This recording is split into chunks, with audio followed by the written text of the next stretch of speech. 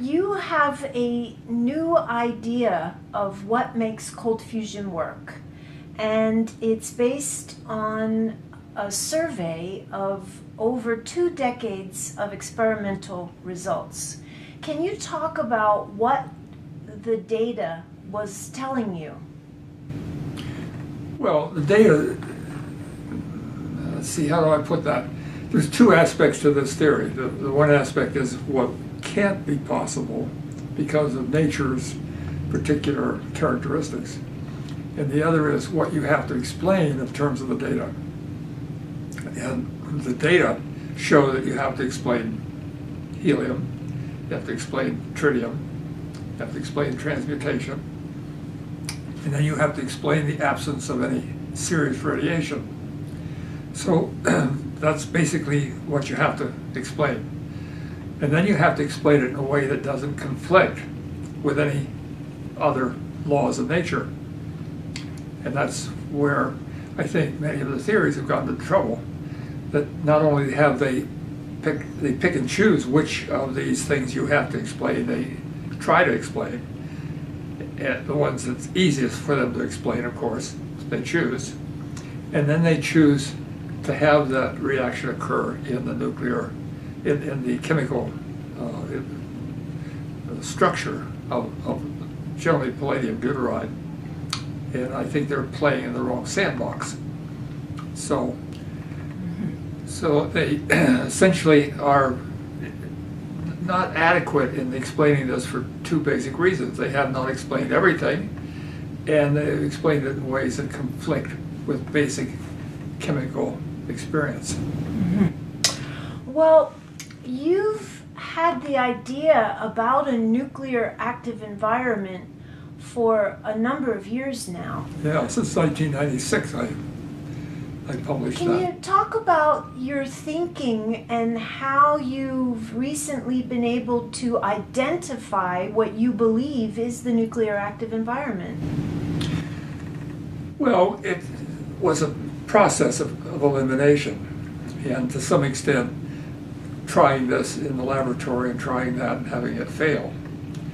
So early in my experience, I also thought it probably had to occur in the lattice because, you know, there's no place else. But something very unusual about the lattice had to be involved. And then the big challenge was to try to identify something so unusual about one of these, excuse me, one of these lattices that it could, in fact, initiate a nuclear reaction. Well, after much thinking and tossing out ideas, it became apparent that there was nothing in the lattice that could possibly support such a reaction and not be in conflict with the laws of thermodynamics. So where do you go? Well, the first step was to say, okay, maybe it's nanotubes, maybe it's generating nanotubes in there, because nanotubes would have a little hole in the middle in which the nuclear reaction could occur. So we explored trying to make nanotubes in the laboratory. We found and discovered a good deal about it's the state of the art is really far advanced. I mean, people know how to make nanotubes, and we tried to duplicate them that way, and we got essentially nothing to work. And then it became clear too, after some analysis, that nanotubes would be very unlikely in most of the successful experiments. I mean, even if they would work, and they might work if you made them, but it's not universal. It's not something that's present in every single successful experiment. Well, then I started looking to see what could be, and the only thing that could be, in fact, has been seen as being present would be cracks. Well, that's a crazy idea, and it was only thanks to my partner, Brian Scanlon, and his theory of the way in which the electron behaves, that it made sense, because I could apply that theory to the crack. And so once it had a plausible mechanism, then I had a plausible environment. The two together became all the more plausible. And then once that became, once I realized that that was happening, that worked, I started predicting. Well, I could predict 12 things that nobody else even thought of that you would expect to see have happen. I could explain how tritium is made. So far, none of the theories have explained that. I could explain what happens with light hydrogen. Rossi's assuming that it's the formation of copper is a transmutation reaction. That's absolutely impossible based upon my theory. My theory says that he's forming deuterium. Now, nobody so far has looked for deuterium in the light water system or the light hydrogen system. So that's a prediction. When they find it, then I will have a party. Can you describe the difference between the nuclear active environment of a crack and what's called a vacancy? Yeah, vacancy is the absence of an atom in a normal lattice. For example, palladium deuteride is a face-centered cubic lattice, and you have a series of positions in that lattice occupied by palladium, and then you have an interlocking but equivalent sublattice occupied by deuterium. And all of the positions, well, if a position is vacant, if the atom isn't there where it should be, it's called a vacancy. And you can have a vacancy in the metal sublattice if the palladium happens to be missing, or you can have, which is more common, a vacancy in the deuterium sublattice if a deuteron is missing. And those are the ones that are usually missing. But now a crack is a separate structure. It has no relationship to the lattice itself, either physically or chemically. It happens to simply have formed because of stress having to be relieved. It's a normal way in which stress is relieved, is to generate cracks. I mean, crack generation is one of those phenomena that people try to avoid. I mean, normal technology does not like cracks, so they do everything they can to avoid them. But they know very well how they're produced. And they're obviously produced in the cold fusion phenomena. Could the reaction be occurring in a vacancy in the lattice? No, because that, again, is in the chemical environment. Now, in principle, let's say you have a metal atom vacancy. In order for a reaction to occur, several deuterons have to come into that vacancy simultaneously, find themselves close enough together that the Coulomb barrier is no longer an issue, because so long as they're a certain distance apart and nothing is between them, they're repelling one another. They only can attract one another when they get close enough for what's called the strong force to take over. So somehow or another, that confinement that is in the lattice has to force these two deuterons to get close enough. Well, it makes no sense. First of all, there's no energetic reason for two deuterons to go into a site where the lattice wants a palladium. See, the palladium are where they are at because the lattice finds that to have the lowest energy. And if it didn't, it would have found another combination, another way, monoclinic, hexagonal, could have been any one of a number of things. But it chose the face-centered cubic because that gave the lowest energy. Well, if you put two deuterons into where it wants to have a palladium, that's going to take more energy. Because if it didn't, they would already be there. And if they were already there, it would not be a face-centered cubic lattice. See? So once you have nature having set up, having built the house, you can't use the house for something else. Suppose the high loading stuffs deuterium into the lattice. Couldn't those deuterium be squeezed together inside a vacancy? Yeah, but they all go into the non-metal atom vacancy. They don't go to the metal atom vacancy. There are very few metal atom vacancies because the lattice really wants that to be perfect. That gives the lowest energy. There's no reason, because every vacancy means that a certain amount of energy has been wasted. It has not been utilized. And if you put a palladium into that vacancy, you gain some energy, and the lattice wants to do that. It wants to go to the lowest energy state. So it wants to put a palladium there, not a deuteron. But now you have a whole bunch of places that the deuteron could go in preference to that, where it wants to go. So this is called a defect structure because it normally has a whole bunch of vacancies in the nonmetal sublattice. And you can fill them by raising the pressure. The higher the pressure, the more of them get filled. You can put more in if you go to low temperatures. But that's the normal chemistry. And when they go into those positions, they're not able to cause a nuclear reaction. They're too far apart. Your assertion that the cold fusion reaction doesn't occur inside the lattice is based on what?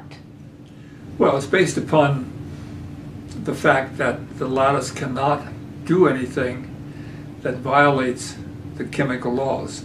It cannot do anything that violates the laws of thermodynamics. The laws of thermodynamics are so thoroughly vetted, they're so well known that you simply cannot violate them. That's like violating the law of gravity. You just don't do it. And so in order to create the conditions for a nuclear reaction to occur, you have to violate those laws in various ways.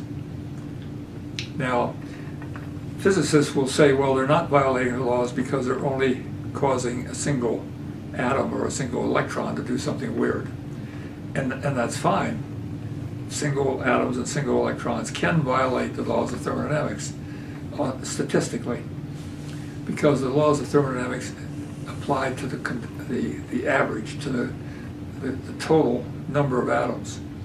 But if you have too many violating it, then the average starts to shift from what the laws of thermodynamics predict to something that it does not predict. And so long as you say, okay, maybe just a few of these weird things happen, I would have no complaint. But in order to make 1 watt of energy, you have to have 10 to the 12th events per second occur. So you have to have a lot of basic changes take place in that structure. Well, once that many take place, you violated the laws of thermodynamics. So it's a matter of magnitude. If you're only looking at a few isolated occasions that happen once in a while, fine, no problem. It's when you start making it happen enough to generate the kind of power that cold fusion does in fact produce, that's when you get in trouble. How important is it for you to begin with the experimental data when you're thinking about what's happening in cold fusion? It's absolutely essential. That's the only thing that matters. There is no reality other than that. Everything else is pure imagination. And everybody has a fantastic imagination, and these guys are particularly good at that. And they'll find ways of making the whatever imagination that they have work by making assumptions. And unless they can demonstrate that those assumptions have some relationship to reality, their imagination also. So it's one imagination superimposed upon another imagination. So what you get is a structure that's based upon absolutely nothing. And you have to start with what is known. And then you might not be able to explain everything, but whatever you explain has to fit precisely with what's known. Mm-hmm. No imagination is permitted. Does this idea apply to all the different kinds of reactions that we see occurring in palladium with nickel, in biological transmutations? Can you say that this idea of yours will work in all of those cases? It has to. That's the only, if it doesn't, then my idea isn't right. But yes, it would apply to everything. And what I'm saying is that the cracks, it doesn't matter what the cracks are made from. For example, there's a technique called photon electromigration that Mizuno and several other people demonstrated. You have it's a niobium oxide with a number of impurities in it. It's a perovskite structure. You put a voltage across it, put 2 electrodes against it. It's an insulator essentially, and you put electrodes across it. You put a voltage so that a very small current flows, and then you put this into deuterium gas, and you discover that it makes excess energy, and it makes helium. Well, this is nothing like palladium deuteride. It's not a metal. So what could possibly be there that would be present in these other systems? Well, cracks. Perovskite type structures are susceptible to cracks. And the reason why the current, the voltage is placed across it is to cause a current to flow, which moves the deuterons, because there are ions in there, to find a crack. They wouldn't be moving otherwise. There's hardly any concentration, so that the reaction rate would be trivial. But they start to move, and as they start to move, they'll hit a crack that happens to be there by accident in a random position. And enough of them hit that crack, and now there's enough of them to fuse. You write that this mechanism will work with all the isotopes of hydrogen. Are you including tritium in this? Yes. Yeah, the tritium fusion reaction makes neutrons. See, tritium, when you make tritium, you make a few neutrons. It doesn't make as many as the hot fusion people want. There you have to, for every tritium, you have to make 1 neutron. It's a 1-to-1 relationship. But in this case, it's about 1 million to 1. But neutrons are produced. And I think the neutrons are produced when tritium, which is now there because you made it, fuses with a deuteron. And that generates the neutron. Do you see reactors that use tritium as a fuel as opposed to light hydrogen or nickel? Do you see that as a future possibility for a commercial? No, not at all. In fact, you really don't want, the tritium is going to be an unhealthy byproduct, because if, let's say, you use light hydrogen, you're going to be making deuterium. The deuterium concentration builds up, and when it fuses with the protons that are already there, that will make tritium. Making tritium is not very energetic, and it's an inhibited reaction. It doesn't like to make tritium. But tritium is a poison, radioactive poison. So if you don't know that your sample is accumulating tritium, you can get a very nasty surprise. So you don't want that. And the consequences are that you probably don't want to use light hydrogen. Light hydrogen is very convenient right now, but once people discover how to make the nuclear active environment, switching to deuterium would be better, because pure deuterium does not make tritium. It makes only helium. Those are my predictions. You're describing these reactions as occurring in a kind of a stack, a line, where you have either light hydrogen nuclei, protons, and then an electron, and say another proton and an electron, and this particular stack of material in a crack, when it begins to resonate, forms the nuclear product. Can you speculate on how this separate particles in these nuclei and electrons collapse to the new material? Well, by sheer probability chance, there's a crack form. It has to have the right size. And then because of diffusion, let's say we're just using protons, they diffuse and they start building up a concentration in the crack. And the lowest energy arrangement is for an electron to be between each one. That balances the charge, and that creates a symmetry. So that's going to have a lower energy from a purely chemical point of view. All right, once that builds up to a sufficient number, and perhaps something else happens, who knows, maybe a little vibration from some source, something triggers it. And that can just be the normal temperature vibrations, because everything's at atomic level is vibrating. All right, so these things start to vibrate in line. And when they do, because you have charges moving, you have the prospect of photons being generated.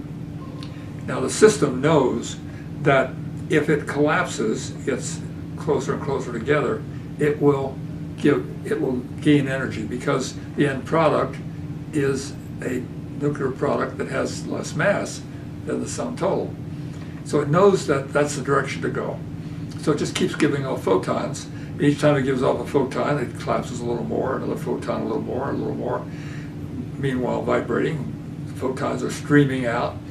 And then finally, the last photon goes off and it becomes a deuteron, because the electron that was between them gets sucked into the final product. And then that's deuteron now there. Now, that deuteron, if there happens to be another proton or another deuteron in there, it can start the process all over again. And if another deuteron happens to be there, then it can make helium. Or if a proton happens to be there, it'll make tritium.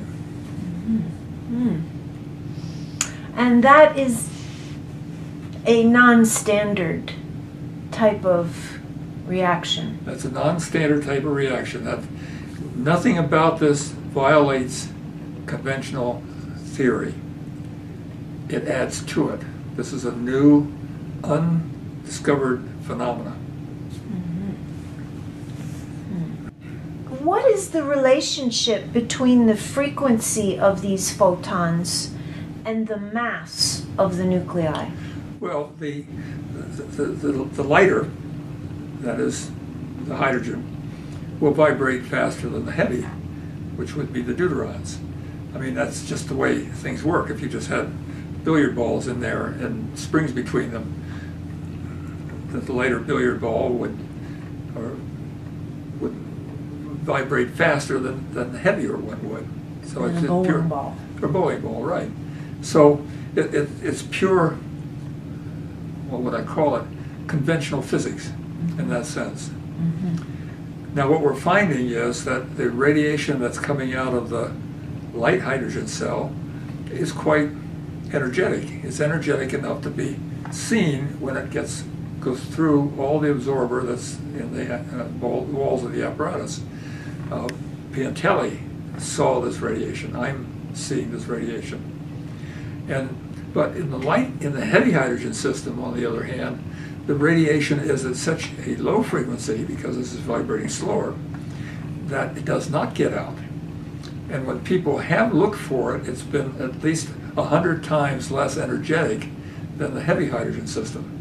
So the observations are consistent with the idea, the basic requirement, that something that's light is going to vibrate faster than something that's heavy. Mm-hmm. And is there an equation for this? No, there will be, but there presently is not. We'll be looking for that. Yeah, right. How might these cracks be repopulated once they've reacted, once the material in the crack has reacted and they formed a new nucleus, how does that nucleus get out, or does it? And can more material go in to continue this process? Yeah, the process is continuous. It's random. If, let's say, it's made some deuterons in there, the deuterons can diffuse in or out. I mean, the walls of the crack are totally permeable. Hydrogen as an atom, or as a nucleus, diffuses very readily through these materials. So, by random chance, it built up a concentration in there, did its thing, converted to deuterium, let's say. The deuterium then has a choice. It can diffuse out, in which case it'll be replaced by a proton, more likely, because that's what's in the general environment. Or it can stay there, and another proton comes in, and it starts to fuse, and it makes tritium instead. And then the tritium is sitting there, and it can diffuse out, just like because all these diffuse just the same. Or it could find a proton and fuse with that, in which case you get a neutron out of it. Or it can diffuse with a deuteron and get a neutron out of it. So it's a continuous, the crack is not destroyed. The crack is a manufacturing tool. It's just simply there, and atoms go in, fuse, and the products diffuse out, maybe, or they stay there, more stuff fuses. It just simply is an assembly line of the fusion process. Can you talk about how important the electron is in this string of particles? Why is the electron so important? Well, that's the only way you can hide or reduce the Coulomb barrier. You need something with an opposite charge. If you have just two protons sticking next to you, they both have a positive charge, they're not going to get anywhere close together. And so you have to have something negative so that they can get close enough together. But the other thing, in order to make tritium, see, if you take a proton and a deuteron and fuse them, you'll get helium-3. Let's say you could do that by some mysterious process. And a number of theories have proposed to do that. But experimentally, you don't make helium-3 directly. You can see it as a decay product of tritium, because tritium gives off an electron by normal decay, making helium-3. But you don't get helium-3 as the primary. So the only way you can get helium-3 by the primary is for the electron to also go in along with the proton and the deuteron. The electron has to be sucked in, and then it later decays away in the normal manner that it does with tritium. It's the only way you can get it. So if that's the case, if that's the only way you can get tritium, then it's also the only way you can get helium. The electron also has to be sucked in. And then that opens up a whole can of worms, because now you get you get hydrogen-4 rather. Hydrogen-4 does not decay normally into helium-4, but it has to for the cold fusion thing to work. So right there, normal nuclear expectations break down. So we're waiting to see what happens. When electrons go in and out of nuclei, it's believed that they make neutrinos. Right. Have neutrinos been detected from cold fusion experiments? No. There's been some thought that people have tried it, but there was no guarantee that they were actually making the cold fusion process work at all. Unless you have some evidence that you actually initiated the basic process, there's no point looking for these products. That's the nice thing about radiation, is that then you can tell that it's happening right away, immediately. It's a little more difficult if you're trying heat, because then you need a really good calorimeter. Or if you're looking for helium, that's also a little tricky, because you have to have a really good mass spectrometer. But radiation makes it really simple to know whether it's actually happening or not. But when those measurements were attempted to look for neutrinos, all that was not taken into account, as far as I know. Is it a prediction then of yours that there should be neutrinos? No, my prediction is that there will not be neutrinos. But if electrons are being sucked into nuclei and then re-emitted, possibly later, what's up with that? Well, that's where the relationship to the standard model starts to be important. See, the neutrinos they're coming and going are based upon hot fusion and nuclear reactions that are energetic, that are, let's say, normal beta decay. For example, tritium, when it decays, gives off a beta. That beta does not have the energy that it should have based upon the change in mass. That extra energy is proposed to go off as a neutrino. That's how the neutrino was originally demonstrated to be real. You get whenever a beta decay occurred, you didn't get the energy that you expected. So there had to be another particle. So that's how the neutrino gets involved. Now, in cold fusion, these are made in ways that are quite different. The mechanism is different. The decay is different. We know that the decay of tritium involves a neutrino. That's fine, that's ordinary decay. But would, for example, the making of deuteron by this strange resonance structure also involve a neutrino? If it did, then the amount of energy that you'd get out when you measured and compared the amount of deuterons, number of deuterons to the amount of energy, it would be wrong. And that's a very important measurement, because if it is right, then the neutrino is not involved, in which case the standard model is not correct. It's not being applied. It can't be applied to the cold fusion phenomenon. Now you might ask, well, why can't it? Well, then that opens up a whole can of worms that probably would result in a Nobel Prize from somebody. Wow. Well, some experiments have shown very closely the relationship between heat and helium production. So what does that mean for this neutrino situation? That means that if it is making hydrogen-4, which then decays, would have to decay by beta emission, that beta emission does not involve a neutrino. I mean, for the model to be correct, the electron has to go in under all circumstances. It has to go in to make deuterium, it has to go in to make tritium, therefore it would have to go in to make helium-4. If it goes in to make helium-4, you get hydrogen-4, you don't get helium-4 as a result. That electron has to come back out. But normal hydrogen-4 does not decay that way. And so something weird is happening there. So it's really important to unlock the weirdness of that particular reaction. Because if this is an exception, if the electron doesn't get sucked in, then my whole model starts to fall apart. Because where in the heck does that electron go? It has to be there in order to hide the Coulomb barrier. It's there in the other two reactions. So why isn't it there in the helium?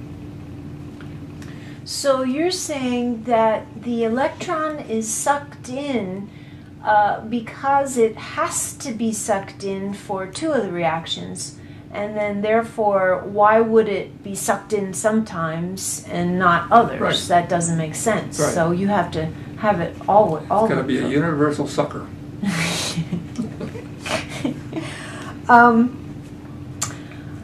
Well, I'm going to have to think about that stuff. So we'll get back on that neutrino issue. Right.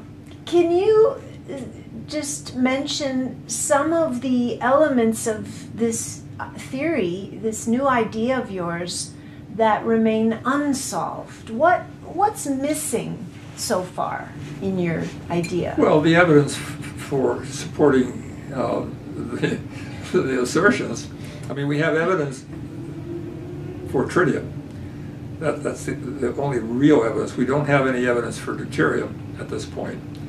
if Rossi and other people who are using the light hydrogen to make energy would choose to look for deuterium and hopefully find it, then I'd have another leg to the stool. But I need 3 legs. Now we have to start looking more carefully at the helium production, and then that gets to be really interesting. And that there you'd almost have to look for, I don't know quite how you go about doing that. It's very clear that the helium is the major reaction product. It has the correct energy. So it means that whatever's happening is not consistent with the way you expect. And so something really weird is going on there that says maybe something very important about the mechanism of this resonant phenomenon. Have you been able to test your idea in any way, and how are you going to be able to confirm whether this idea is right? Well, if we can find deuterium when we use light hydrogen, that'll be very reassuring. If we can identify this radiation as coming from such a reaction, that would be very reassuring. If we can find that tritium has a relationship to the deuterium to deuterium to protium ratio, that would be reassuring. So yeah, there's a number of kinds of experiment that can be done that this predicts the outcome. And if those outcomes match predictions, then I'm going to have a party. Well, Dr. Storms, you gave a great lecture today. Thank you for talking with us. Okay, thank you.